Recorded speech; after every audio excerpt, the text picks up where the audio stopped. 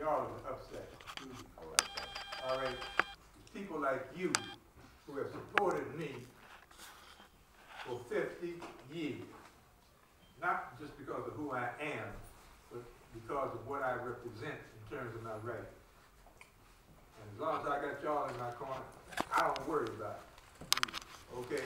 Because I've been homeless before, but I didn't have to sleep under no bridge. Somebody was always there, say, come on in. Saying you can sleep on the floor or the couch or rolled up rug.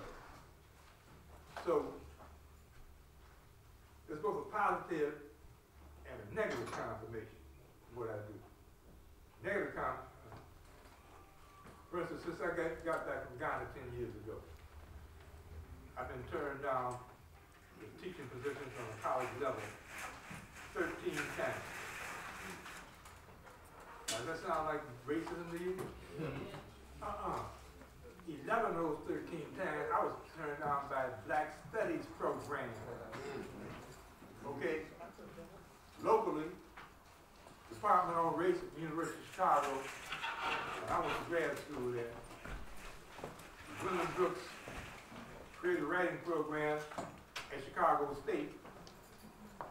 Columbia College, who allegedly had a black president. Northwestern University Black Studies program, and the City for Inner City Studies. Okay? There's one advantage to this, in that all the hoes are over there, and the people down here. You see, as soon as they get a little bit, they reduce their effectiveness by moving out the hood. Yep.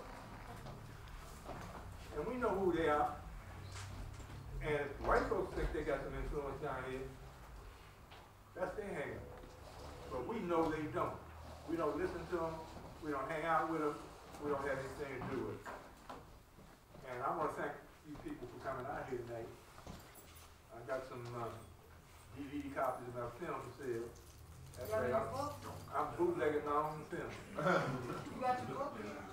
No, the book is out of print. I got to make some money and get a new printing. How can we do that? How can we get that done? Right. Well, you know, you can buy it. World Press? What, Third World Press? No, I gave it to Third World Press and they wanted to give me no advance of 15% of this price. So what I did is I got the money up, I printed 500 copies. Okay. Sold them out in less than a year and a half.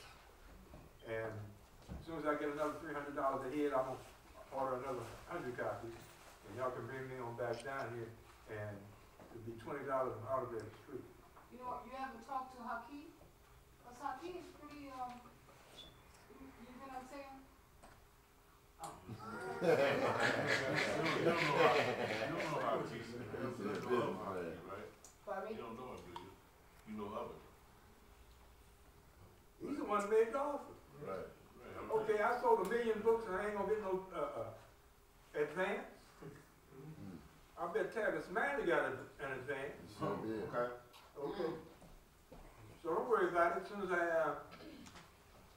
get a little bit of money in, I'm going on the road. I'll be down in Indiana U next Tuesday. And then the following Thursday, I'll be doing some gigs on the East Coast. So sometime within the next month to 6 weeks, I'll have a book. So we gather here again, and y'all can help pay my rent. So I'll get out the way so you can look at the film. And afterwards, I'll tell you a little bit about what I and my partner, the late Adam Dixon, had to go through to get the film made.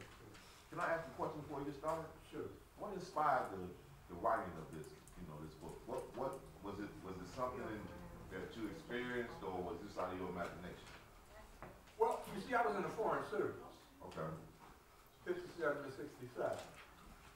And I was in 3 third world countries in a row. And I was rubbing shoulders with successful revolutionaries. And they inspired me. Okay. I understood that they had gun, or threatened to pick up the gun to get their liberation. I was in Baghdad in 1958, July 14th, 1958, day before my birthday, day after my birthday, when they overthrew the Anglo-American puppet government.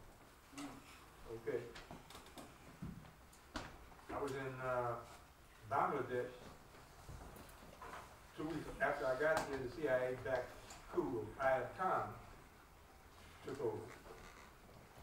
I was in Indonesia, and I met President Khan several times. And I knew that we weren't going anywhere with non-violence. Okay. There had to be the threat of a race war.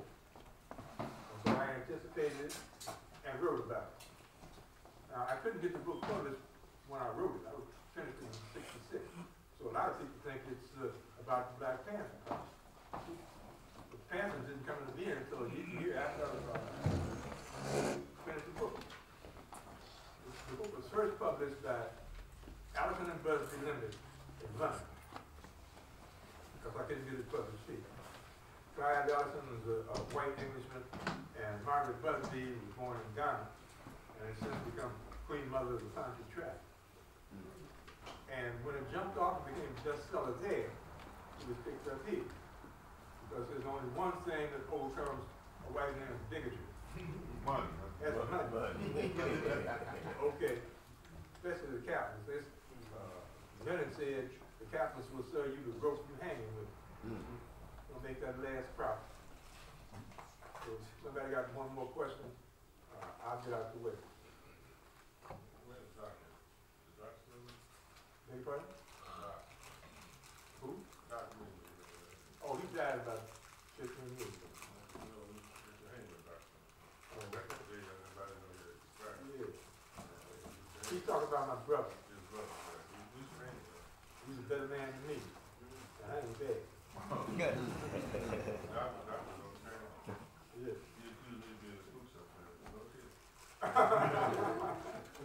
Okay, y'all, enjoy the film. Thank you.